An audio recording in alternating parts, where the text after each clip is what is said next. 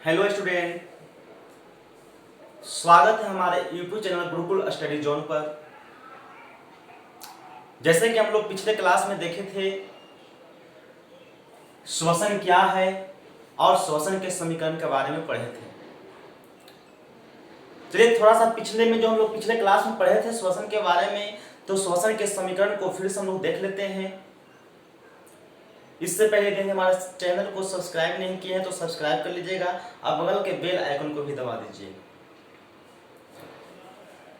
चलिए तो डायरेक्ट हम लोग चलते हैं श्वसन के समीकरण पर। ये जो है श्वसन के समीकरण है, श्वसन के समीकरण है। इसकी चर्चा हम पिछले क्लास में कर चुके हैं। श्वसन में यही जो है, ये श्वसन का जो है समीकरण है। आपको एग्जाम में 2 नंबर का पूछता भी है कि श्वसन का समीकरण को लिखें। श्वसन क्या है, श्वसन क्यों जरूरी है, ये पिछले क्लास में हम बता चुके हैं। आज हम लोग केवल इसके समीकरण को फिर से एक बार देख लेंगे ताकि माइंड में बैठ जाए। ये जो है ग्लूकोज है। क्या है? ग्लूकोज। ग्लूकोज जो होता है ये पोषण के फल स्वरूप बनता है, यानी जब भोजन का पाचन होता है तब ग्लूकोज का निर्माण होता है। जब ग्लूकोज में ऑक्सीजन गैस जाता है, इसमें ऑक्सीजन गैस जाता है, तब ग्लूकोज का क्या होता है? ऑक्सीकरण होता है। ऑक्सीकरण होता है। जब ग्लूकोज में ऑक्सीजन गैस जाता है, ग्लूकोज में ऑक्सीजन गैस जाता है कहाँ? शरीर की कोशिकाओं में। शरीर के कोशिकाओं में जब ऑक्सीजन गैस ग्लूकोज के संपर्क में जाता है और एंजाइम के उपस्थिति में ग्लूकोज का क्या होता है? ऑक्सीकरण होता है। ऑक्सीजन तथा एंजाइम के उपस्थिति में ग्लूकोज का ऑक्सीकरण होता है। इसके फलस्वरूप ये क्या बनता है? कार्बन डाइऑक्साइड गैस बनता है, जल बनता है और ये क्या बनता है? ऊर्जा का निर्माण होता है। किसका निर्माण होता है? ऊर्जा का निर्माण होता है। तो ग्लूकोज का ऑक्सीकरण ऑक्सीजन गैस तथा एंजाइम के उपस्थिति में शरीर के कोशिकाओं में होता है। अर्थात हम लोग यहाँ पर कह सकते हैं कि ग्लूकोज जो होता है कोशिकीय ईंधन के रूप में उपयोग किया जाता है। ग्लूकोज का जो उपयोग किया जाता है कोशिकीय ईंधन के रूप में किया जाता है। इसका उपयोग जो होता है, यहाँ पर लिख सकते हैं हम कि ग्लूकोज का उपयोग, ग्लूकोज को उपयोग कोशिकीय ईंधन के रूप में किया जाता है। कोशिकीय ईंधन के रूप में किया जाता है। ईंधन के रूप में किया जाता है।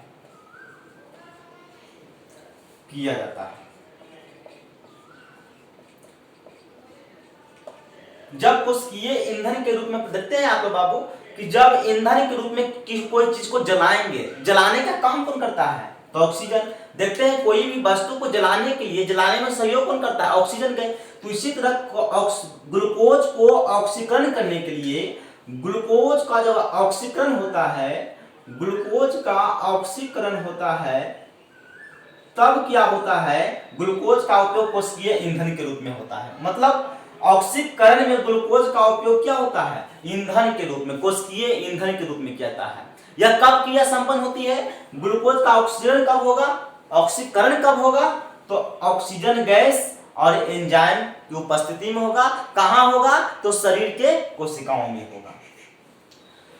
अब जो है ग्लूकोज का जब उपयोग हम कोशिकीय ईंधन के रूप में, हम पिछले समीकरण में बताए थे कि ऑक्सीजन जो होता है ईंधन के रूप में कार्य करता है। नहीं, ऑक्सीजन जो होता है, ऑक्सीजन की मदद से जो होता है, इसमें ईंधन की क्रिया होती है, ऑक्सीकरण की क्रिया होती है। इसी का मदद से, ऑक्सीजन और एंजाइम की मदद से ग्लूकोज में ऑक्सीकरण की क्रिया होती है। और जब ग्लूकोज का ऑक्सीकरण होता है तब ऊर्जा का निर्माण होता है।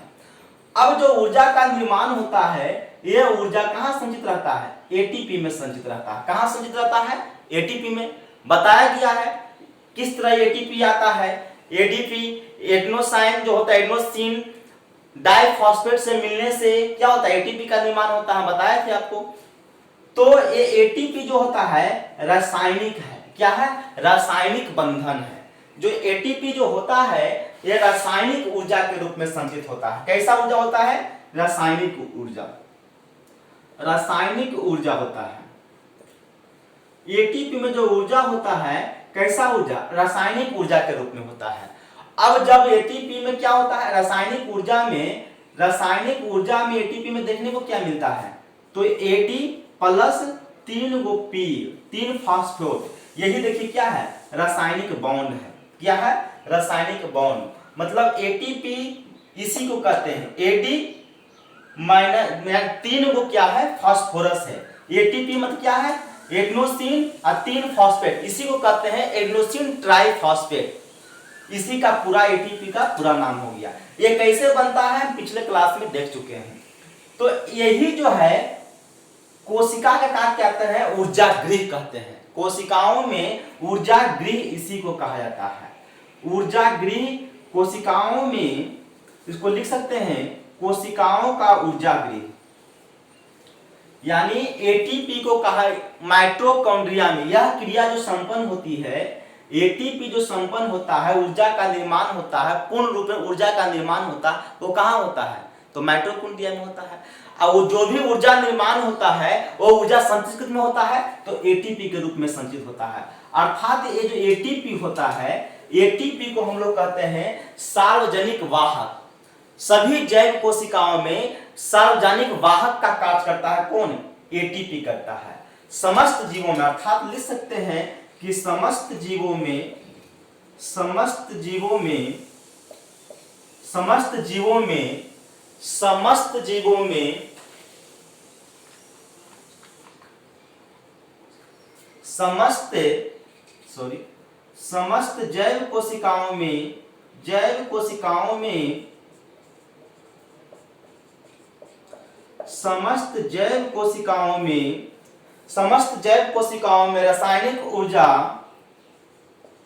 में, रासायनिक ऊर्जा, रासायनिक ऊर्जा का, रासायनिक, समस्त जैव कोशिकाओं में रासायनिक ऊर्जा का सार्वजनिक वाहक, सार्वजनिक वाहक, वाहक एटीपी को कहा जाता है, एटीपी को कहा जाता है, एटीपी को कहा जाता है।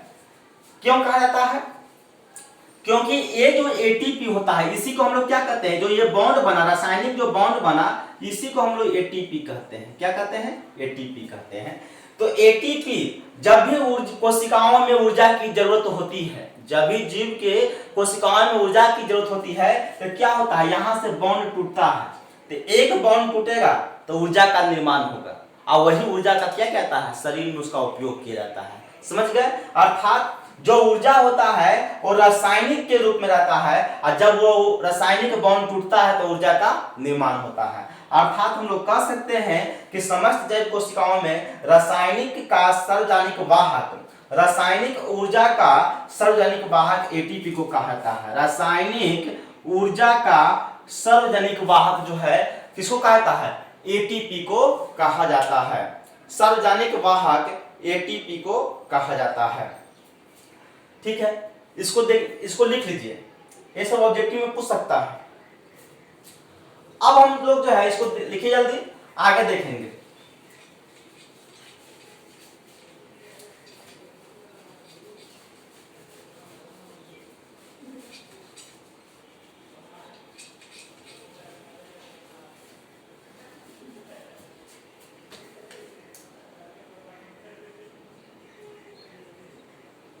माइटोकॉन्ड्रिया,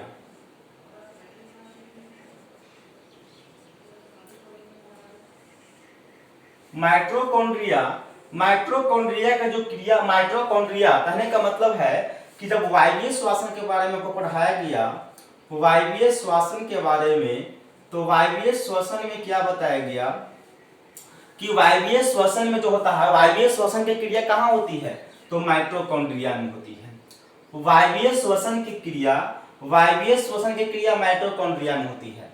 यानी वायवीय श्वसन में क्या होता है कि ग्लूकोज का पूर्ण ऑक्सीकरण होता है।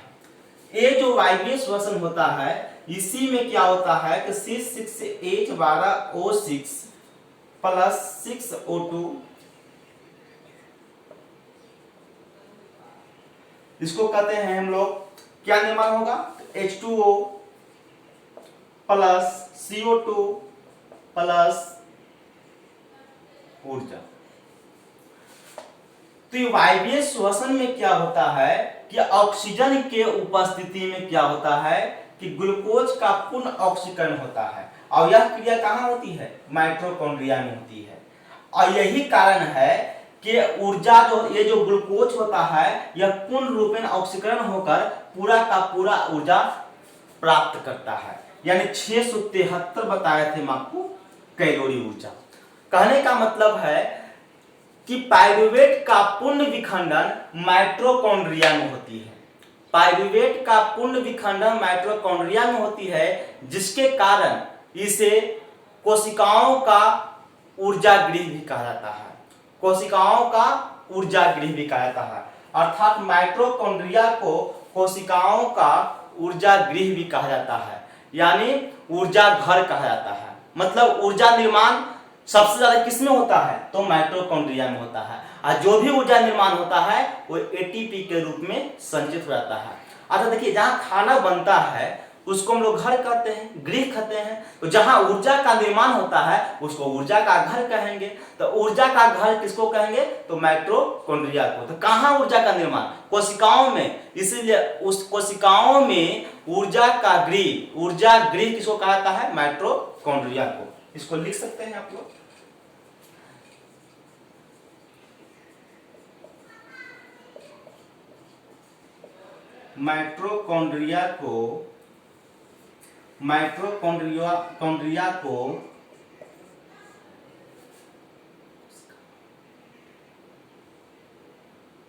माइटोकॉन्ड्रिया को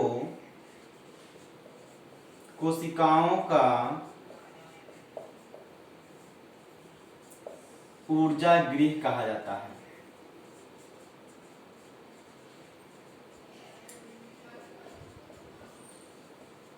माइटोकॉन्ड्रिया के कोशिकाओं का ऊर्जा गृह क्यों कहा जाता है, क्योंकि सबसे अधिक ऊर्जा का निर्माण माइटोकॉन्ड्रिया में होता है। माइटोकॉन्ड्रिया को ऊर्जा गृह क्यों कहा जाएगा, क्योंकि पाइरूवेट का पूर्ण विखंडन करके सबसे अधिक ऊर्जा का निर्माण माइटोकॉन्ड्रिया में ही होती है। यही कारण है कि माइटोकॉन्ड्रिया को ऊर्जा गृह भी कहा जाता है।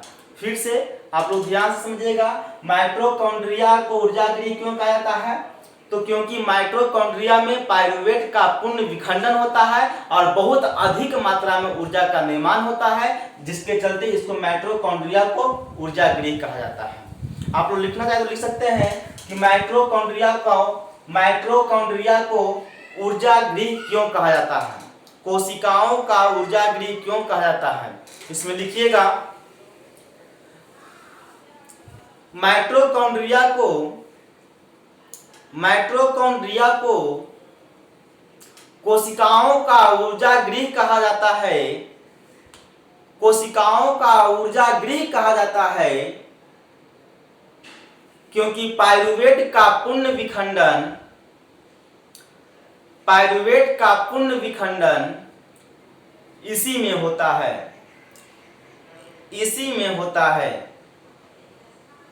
जिसके कारण अधिक मात्रा में ऊर्जा का निर्माण होता है, जो एटीपी के रूप में संचित हो जाता है। एटीपी के रूप में संचित हो जाता है। अब हम लोग पढ़ेंगे कि पेड़ पौधों में श्वसन की क्रिया कैसे होती है, जंतुओं में श्वसन की क्रिया कैसे होती है। चलिए तो इसको पहले देख लीजिए, तब हम लोग पढ़ेंगे कि पेड़ पौधों में श्वसन की क्रिया कैसे होती है।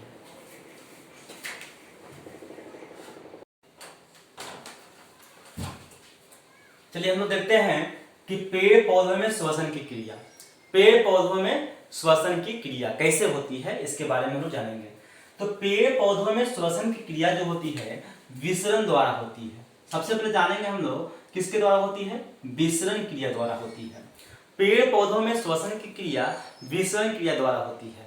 इसमें क्या होता है कि रक्त नहीं होता है, ताकि इसमें बहुत बड़े परिवहन की क्रिया होती है। पेड़ पौधों में श्वसन की क्रिया विसरण क्रिया द्वारा होती है। इसको जो है पेड़ पौधों में अधिक ऊर्जा की आवश्यकता नहीं होती है, अधिक ऊर्जा की आवश्यकता नहीं होती है। जैसे जंतुओं की बात करें तो जंतुओं में अधिक ऊर्जा की आवश्यकता होती है, लेकिन पेड़ पौधों में अधिक ऊर्जा की आवश्यकता नहीं होती है। पेड़ पौधों में कम ऊर्जा की आवश्यकता होती है। तो कम जंतुओं की अपेक्षा पेड़ पौधा में जो होता है ऊर्जा की कम आवश्यकता होती है। तो कम ऊर्जा की आवश्यकता होती है, जिसके कारण इसमें श्वसन की क्रिया जो होती है धीमी होती है। श्वसन की जो क्रिया होती है, श्वसन की क्रिया क्या होती है, धीमी होती है, क्योंकि अधिक ऊर्जा की आवश्यकता ही नहीं होती है। ज्यादा ऊर्जा की आवश्यकता रहे तो श्वसन की क्रिया जो होगा तेजी से होगा। कम ऊर्जा की आवश्यकता होता है, इसलिए कम ही ऊर्जा का निर्माण करता है। इसलिए इसमें श्वसन की जो क्रिया होती है वो जंतुओं की अपेक्षा या मानवों की अपेक्षा बात करें तो धीमी होती है। देखते हैं हम लोग श्वसन की क्रिया करते हैं तो पेट ऊपर नीचे होता है। कभी देखे हैं कि पेड़ पौधा के जो टहनी तना है पूरा ऐसे ऐसे हो रहा है, यानी श्वसन की क्रिया कर रहा है? ऐसा नहीं होता है। डोलता है तो हवा के कारण डोलता है, ढेर लोग सोच रहा है लगता है ऐसे होता है तो हवा के कारण होता है, समझ गए। हम लोग में हवा नहीं भी होता है, हवा से तो हिलते डोलते नहीं है, इसी भी शरीर क्या होता है ऊपर नीचे पेट होता रहता है, तो ऐसा नहीं होता है पेड़ पौधों में। इसमें पेड़ पौधों में श्वसन की क्रिया धीमी होती है और उसके कोशिका झिल्ली के विसरण क्रिया द्वारा होती है। पेड़ पौधों में श्वसन की क्रिया विसरण क्रिया द्वारा होती है। अब हम लोग जानेंगे कि कैसे होती है, इसके बारे में हम लोग जानेंगे। तो पेड़ पौधा में श्वसन की क्रिया, देखिए आज मैं आप लोग को एक इंपॉर्टेंट बात बताने जा रहा हूँ। सारे लोग कहते हैं कि पेड़ पौधा क्या लेते हैं, पेड़ पौधे क्या लेते हैं, तो कार्बन डाइऑक्साइड गैस लेते हैं। नहीं, आज उसको जो है जो डाउट है उसको एकदम सही करिए। पेड़ पौधा भी श्वसन क्रिया में ऑक्सीजन गैस ही लेता है, कार्बन डाइऑक्साइड गैस नहीं लेता है। जो बताते थे उसे भूल जाओ, यहां समझो जितने भी सजीव हैं श्वसन क्रिया में ऑक्सीजन गैस ही लेता है, लेकिन अधिकांशतः लोग जो बताते हैं कि नहीं पेड़ पौधे तो श्वसन क्रिया में कार्बन डाइऑक्साइड गैस लेते हैं, नहीं, गलत है। पेड़ पौधे भी श्वसन क्रिया में ऑक्सीजन गैस लेते हैं। ये समझे हम लोग कैसे लेता है। मान लिया जाए कि इसमें प्रकाश संश्लेषण की क्रिया होता है, तो प्रकाश संश्लेषण की जब क्रिया होती है तो प्रकाश संश्लेषण की यहाँ पे क्रिया होगा। चलिए प्रकाश संश्लेषण की क्रिया होगा। प्रकाश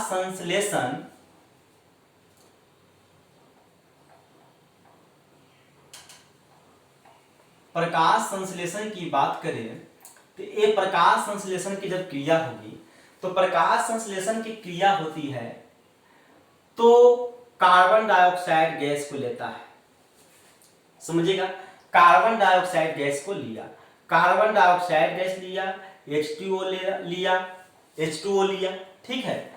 उसके बाद इसमें क्लोरोफिल रहता है, सनलाइट ले लिया, सब बताया गया है आप लोग को क्वेश्चन में। उसके बाद इसमें क्लोरोफिल रहता है, क्लोरोफिल ले लिया, और क्लोरोफिल के बाद इसमें क्या बनता है C6H12O6 plus O2 plus H2, मतलब ऑक्सीजन गैस निकला। इधर से देखिएगा कि कार्बन डाइऑक्साइड गैस क्या किया, ये लिया, कार्बन डाइऑक्साइड गैस श्वसन क्रिया में लिया, श्वसन क्रिया में लिया, और श्वसन क्रिया के बाद कौन सा गैस निकला, श्वसन क्रिया के बाद कौन सा गैस निकला, तो ऑक्सीजन गैस निकला। यानी ऑक्सीजन प्रकाश संश्लेषण में कार्बन डाइऑक्साइड गैस लिया तो ऑक्सीजन गैस मुक्त किया, ऑक्सीजन गैस मुक्त किया।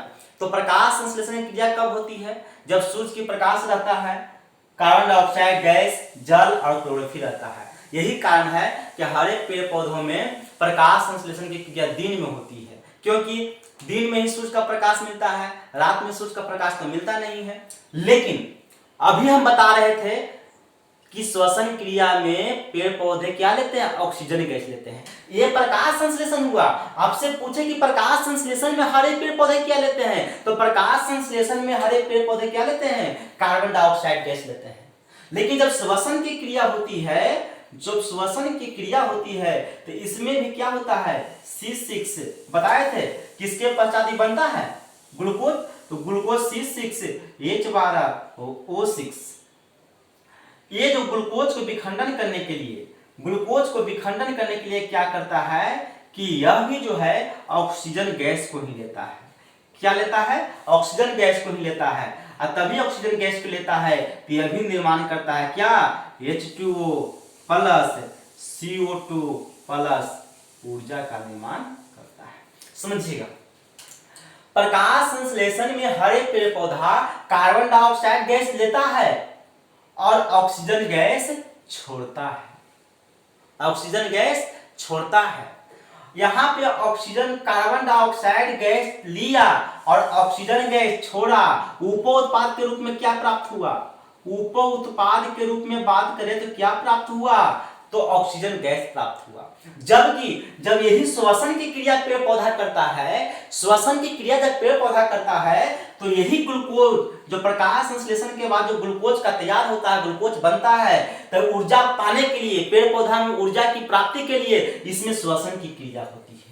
क्या होती है, श्वसन की क्रिया होती है। तो श्वसन की क्रिया जो ये हुआ, ग्लूकोज को विखंडन करने के लिए क्या लिया, ऑक्सीजन गैस लिया, ऑक्सीजन गैस लिया तो जल का निर्माण हुआ और कार्बन डाइऑक्साइड उप उत्पाद के रूप में प्राप्त हुआ। कार्बन डाइऑक्साइड गैस उप उत्पाद के रूप में, यही ऊर्जा की प्राप्ति हुआ जिसको पेड़ पौधे क्या करते हैं, उपयोग करते हैं। तो आज डाउट क्लियर हुआ, प्रकाश संश्लेषण में हरे पेड़ पौधे कार्बन डाइऑक्साइड गैस लेते हैं, जबकि श्वसन क्रिया में हरे पेड़ पौधे ऑक्सीजन गैस लेते हैं। फिर से क्लियर करिए, प्रकाश संश्लेषण में हरे पेड़ पौधे कार्बन डाइऑक्साइड गैस लेते हैं और ऑक्सीजन गैस मुक्त करते हैं, ऑक्सीजन गैस निकालते हैं। जबकि श्वसन क्रिया में ऑक्सीजन गैस लेते हैं और कार्बन डाइऑक्साइड गैस मुक्त करते हैं। श्वसन क्रिया में ऑक्सीजन गैस लेते हैं और कार्बन डाइऑक्साइड गैस मुक्त करते हैं। अब प्रकाश संश्लेषण में क्या होता है कि कार्बन डाइऑक्साइड गैस लेते हैं और ऑक्सीजन गैस मुक्त करते हैं। श्वसन क्रिया में क्या होता है कि ऑक्सीजन गैस लेता है और कार्बन डाइऑक्साइड गैस मुक्त करता है। ये समझ गए आप? अभी भी डाउट है? चलिए, तो अब ये जो पेड़ पौधे में जो प्रकाश संश्लेषण की क्रिया होती है, पेड़ पौधों में जो श्वसन की क्रिया होती है, इसमें श्वसन करने के लिए नाक अंग नहीं होता है। इसमें श्वसन की क्रिया कैसे होती है, तो विसरण की क्रिया द्वारा होती है। बताए हम, विसरण की क्रिया द्वारा होती है। तो विसरण की क्रिया, ये क्लियर हो गया होगा, इसको मिटा देते हैं हम।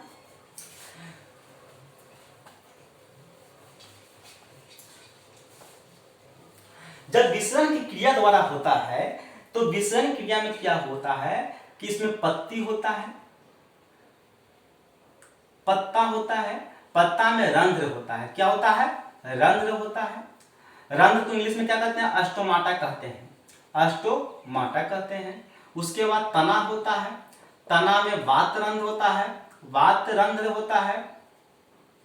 और उसके बाद जड़, जड़, समझ गए, जड़, जिसको एपिडर्मिस कहते हैं। समझ गए?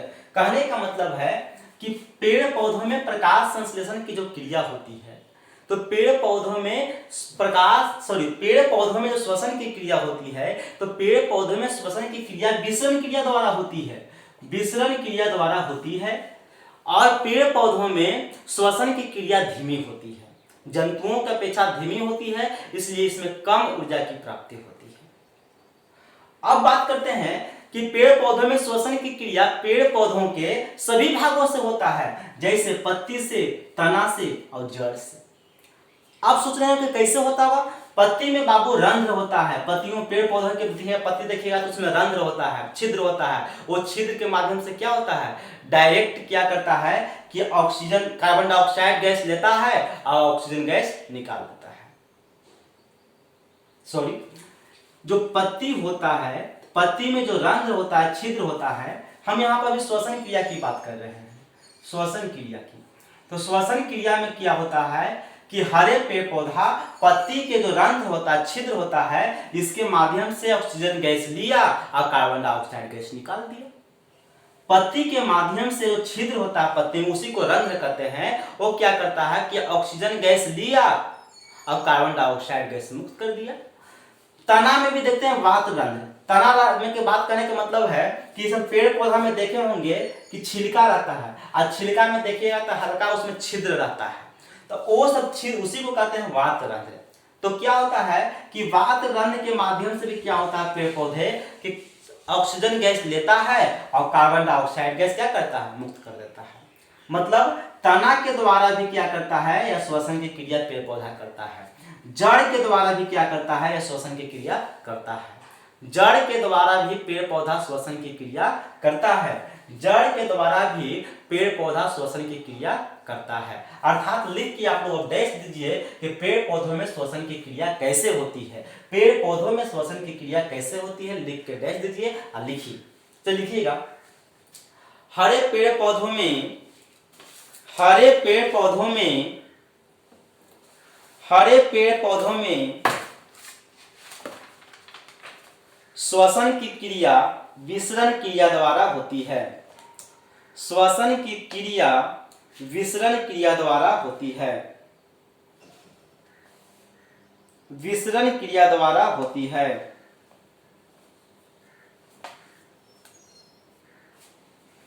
विसरण क्रिया द्वारा होती है।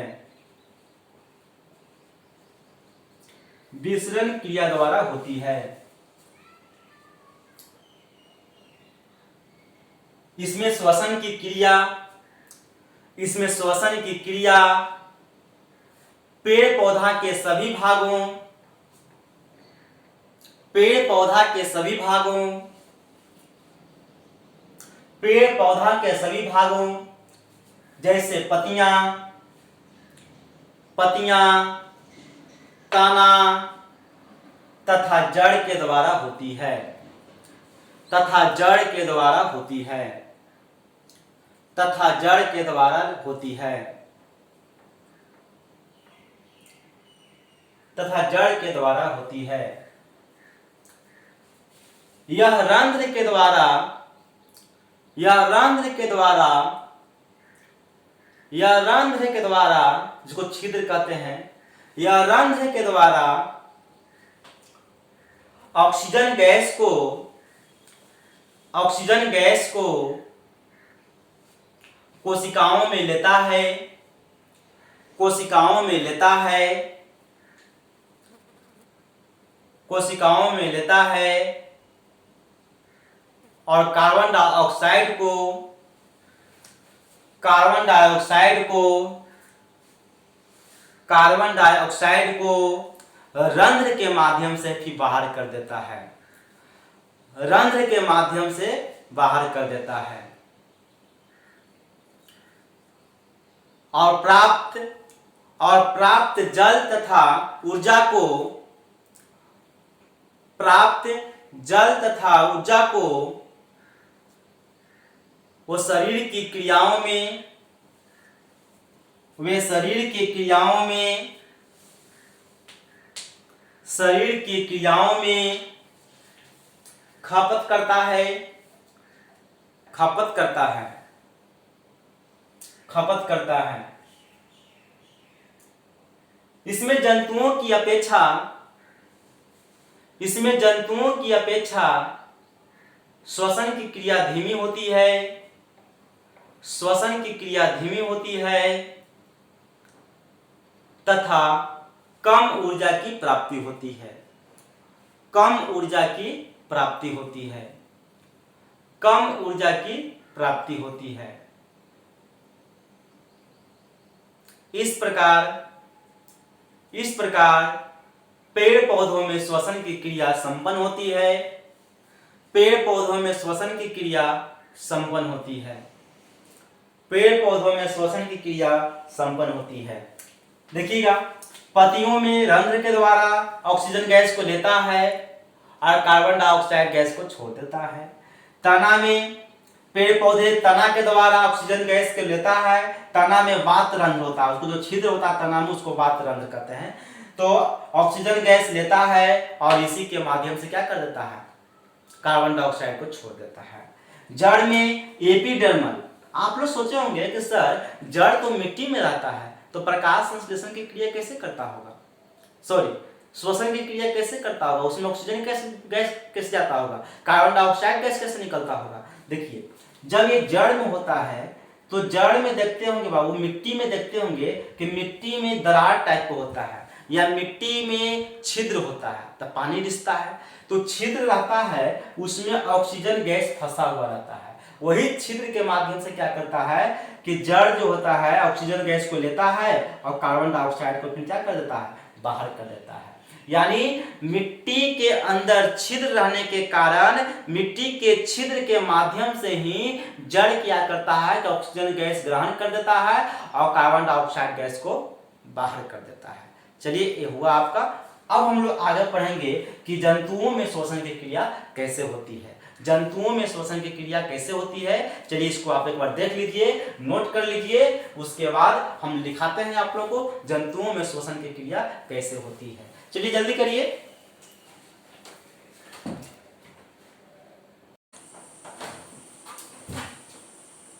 चलिए अब हम लोग देखेंगे जंतुओं में श्वसन की क्रिया तथा श्वसन अंग। जंतुओं में श्वसन की क्रिया तथा कौन से जंतुओं में श्वसन अंग पाए जाते हैं। इसके पहले हम लोग क्या पढ़े कि पौधों में श्वसन की क्रिया कैसे होती है। अब हम लोग को पढ़ना है कि जंतुओं में श्वसन की क्रिया कैसे होती है। जंतुओं कहने का मतलब हो गया मानव हो गया, पशु हो गया, पक्षी हो गया, कीट हो गया, ये सारे जंतुओं में श्वसन की क्रिया कैसे होती है इसके बारे में हम लोग पढ़ेंगे। चलिए तो जंतुओं में श्वसन की क्रिया तथा श्वसन अंग कहने का मतलब है, इससे पहले हम लोग जानेंगे कि चाहे एक कोशिकीय जीव हो या पेड़ पौधे हो, उसमें श्वसन की जो क्रिया होती है वो विसरण क्रिया द्वारा होती है। विसरण क्रिया द्वारा होती है। किसके द्वारा होती है? विसरण क्रिया द्वारा होती है। कहने का मतलब है चाहे एक कोशिकीय जीव हो या फिर चाहे एक कोशिकीय जीव हो चाहे फिर पेड़ पौधे हो, श्वसन की क्रिया किसके माध्यम से? तो विसरण क्रिया के माध्यम से होती है। विसरण क्रिया के माध्यम से होती है, ये चीज याद रखना। अब आपसे पूछेगा कि एक कोशिकीय जीव जैसे amoeba, amoeba, amoeba, paramecium, paramecium, paramecium, hydra, यानी ये सब जो है अमीबा हो गया, पैरामीशियम हो गया, हाइड्रा हो गया, एक कोशिकीय जीव है। तो इस समय जो श्वसन की क्रिया होगी वो किसके द्वारा होगा? विसरण क्रिया द्वारा होगा। अब विसरण क्रिया द्वारा कैसे होता है?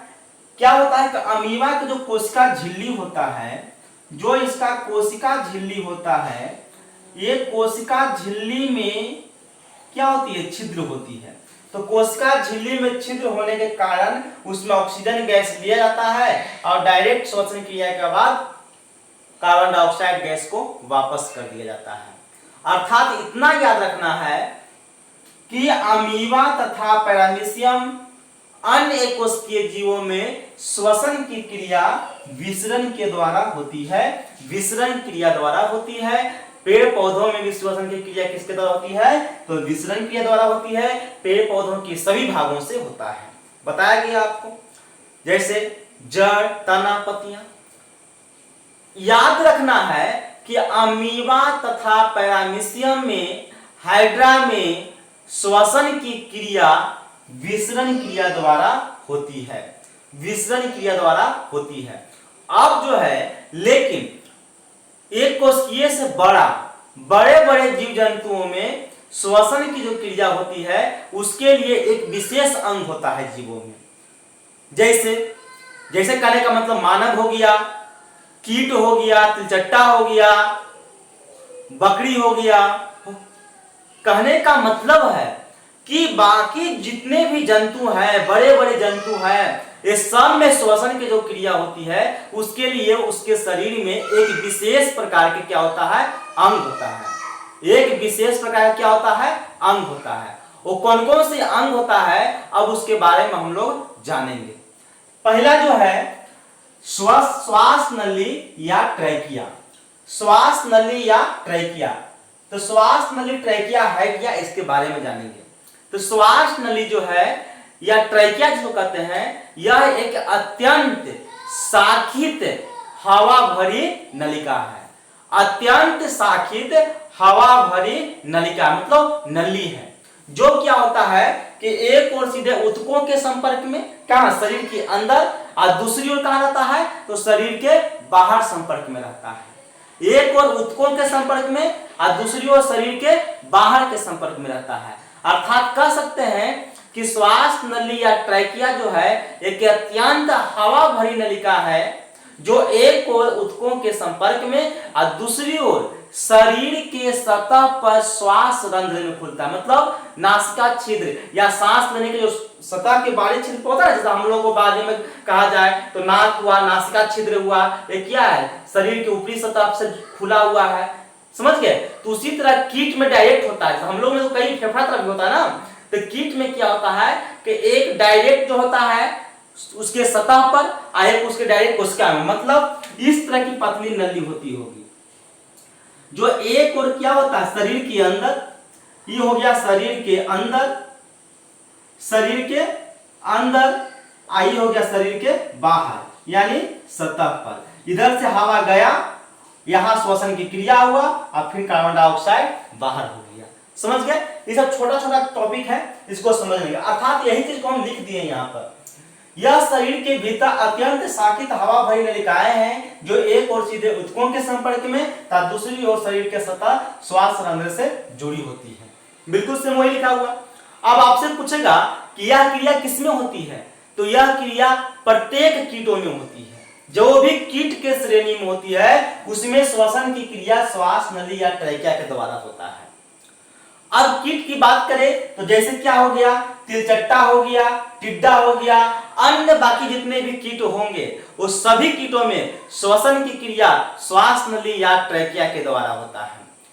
आप बाकी जितने भी, आप ये देखना है कि कीट के श्रेणी में कौन आता है। तो जो भी कीट के श्रेणी, जैसे ग्रास हॉपर, जितने भी कीट के श्रेणी में आएंगे वो सारे में श्वसन की क्रिया श्वास नली या ट्रैकिया के द्वारा होता है।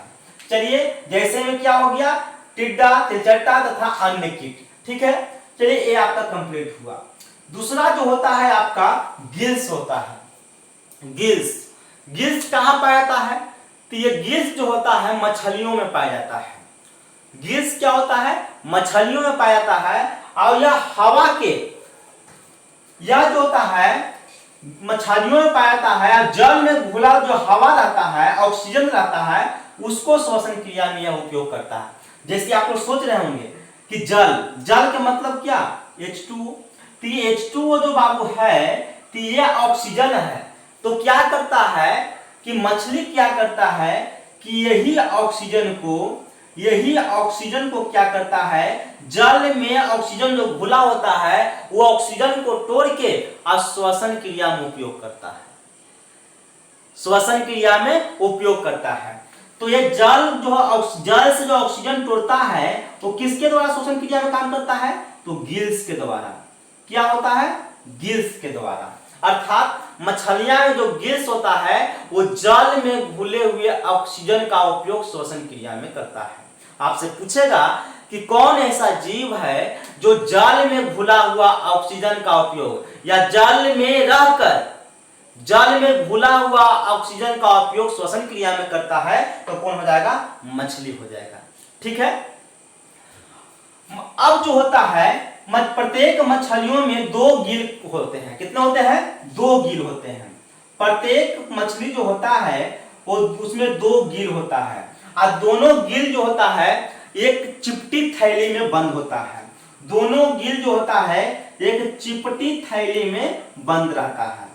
चिपटी थैली में क्या रहता है, बंद रहता है। मतलब दोनों पार्टी जो मछली में गिल हुआ, तो दोनों पार्टी जो लुप करता रहता है गिल जो होता है, तो दोनों तरफ जो होता है मछली में, प्रत्येक मछली में 2 गिल होता है, और दोनों गिल जो होता है एक चिपटी थैली में बंद होता है, जिसे गिल कोष्ठ कहते हैं। यानी प्रत्येक गिल एक चिपटी थैली में बंद रहता है, यानी बंद रहता, छिपा रहता है, जिसे हम लोग गिल कोष्ठ कहते हैं। क्या कहते हैं? गिल को, ये भी क्वेश्चन पूछा जाता है, गिल कोष्ठ कहते हैं। आपसे पूछेगा कि गिल कोष्ठ क्या है, तो बोलना है कि प्रत्येक मछलियों में दो गिल कोष्ठ पाए जाते हैं, जो एक चिपटी थैली में बंद रहता है, जिसे हम लोग गिल कोष्ठ कहते हैं, अर्थात आपसे पूछ सकता है कभी कि कौन ऐसा जीव है जो जल में घुला हुआ ऑक्सीजन का उपयोग श्वसन क्रिया में करता है, तो क्या हो जाएगा? मछली हो जाएगा। ठीक है, सब छोटा छोटा टॉपिक है लेकिन बहुत इंपॉर्टेंट है, इसको ध्यान में रखिएगा। तीसरा जो होता है फेफड़ा। क्या होता है? फेफड़ा की बात करें तो फेफड़ा जो होता है उच्च वर्गीय जंतुओं में श्वसन की क्रिया का करने में सहायक है। मतलब उच्च वर्गीय बड़े बड़े जंतुओं जैसे वर्टिब्रेटा के जितने भी है और जितने भी जंतु उसमें आते हैं, बड़े बड़े जंतु जितने भी होते हैं, वो सब में श्वसन की क्रिया फेफड़ा के द्वारा होता है। लेकिन मानव की बात करें तो मानव में भी श्वसन की क्रिया फेफड़ा के द्वारा होता है, परंतु इसके लिए एक अलग विशेष श्वसन तंत्र पाया जाता है मानव में। फेफड़ा के अलावा भी मानव में एक विशेष श्वसन तंत्र पाया जाता है, जो हम लोग एक विस्तार से पढ़ेंगे इसके बाद।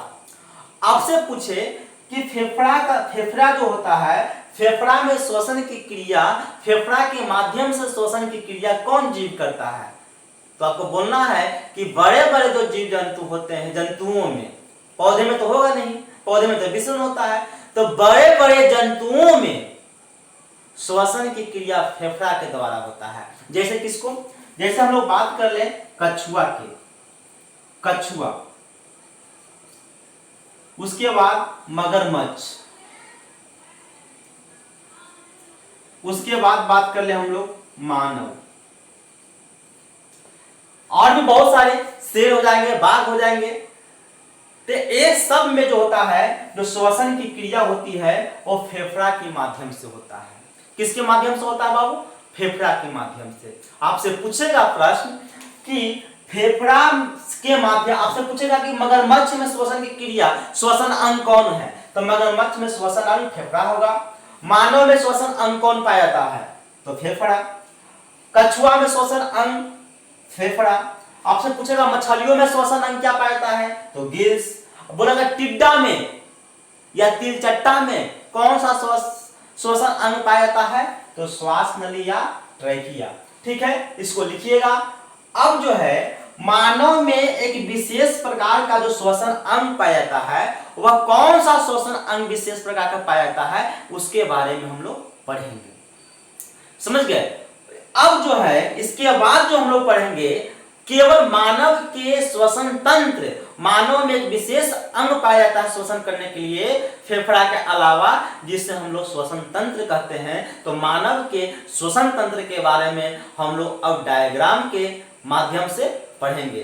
फिलहाल आप लोग को यह याद रखना है, यदि आपसे क्वेश्चन पूछ दे कि कीटों में श्वसन की क्रिया कैसे होती है, समझाए, तो आप लोग को जवाब देना होगा। शब्द के प्रत्येक प्रश्न लिखाया नहीं जाता है। कुछ प्रश्न जब समझ जाते हैं तो अपने आप से सेंस लगाइए। जैसे परीक्षा में लिखा होता है विद्यार्थी आंसर, उत्तर यथासंभव अपने शब्दों में दे, मतलब अपने शब्द में ही उत्तर देने के लिए रहता है। आप लोग समझिए, इसको बात बनाकर लिखिए, अपनी भाषा में लिखिए, टूटी फूटी भाषा में लिखिए, तभी जाके अच्छे मार्क्स मिलते हैं। अब आपसे पूछ दे कि कीटों में श्वसन की क्रिया कैसे होती है, आप लोग आराम से लिख सकते हैं कि कीटों में श्वसन क्रिया करने के लिए उसमें श्वसन अंग पाया जाता है, जिसे श्वास नली या ट्रैकिया कहते हैं। वह श्वास नली या ट्रैकिया की जो बाहरी जो छिद्र होता है, जो श्वास रंध्र से जुड़ा होता है, उसके माध्यम से ऑक्सीजन गैस लेता है और दूसरी छोर ऊतक में उसका जो ऑक्सीजन गैस होता है पहुंच जाता है।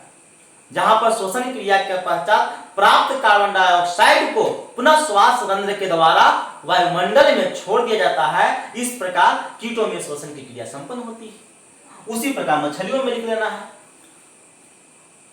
अब जो है मानव के बारे में हम लोग विस्तार से पढ़ेंगे, वो हम लोग अगले क्लास में पढ़ेंगे।